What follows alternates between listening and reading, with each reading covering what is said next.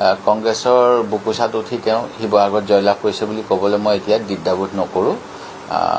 কাৰণ তেওঁতো অলপ দিন আগত পঞ্চায়তৰ নিৰ্বাচন হৈছিল, তাততো আমাৰ মিত্ৰতা নাছিল।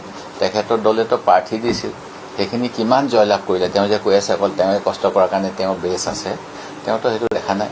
আৰু তেখেতে ইলেকশ্যনৰ আগত কি কৈছিল আপোনালোকে নিজৰ বজাবচোন, যে মই যদি ছিট দিম বুলি নকওঁ, মই যদি এৰি বুলি নকওঁ, মোক কোনে পইচা দিব, কি কৰিম, এইবিলাক কথাটো তেওঁ নিজেই সামৰাও কাঢ়ি আছিল আপোনালোকৰ আগত। মই সেইবিলাক একো কথা ক'বলৈ নাযাওঁ, মই কোনো বিতৰ্কিত মন্তব্য দিবলৈ নাযাওঁ। খালি আমাৰ ক্ষেত্ৰত যিবিলাক কথা কৈছে, মোৰ এটাই কথা, মই আগতেও কৈছিলোঁ, মোৰ সমষ্টিত গৈ তেখেতে কয় যে মই 2 লাখ আখৰীয়া পঞ্চায়তক প্ৰটেকশ্যন দিব নোৱাৰিলোঁ।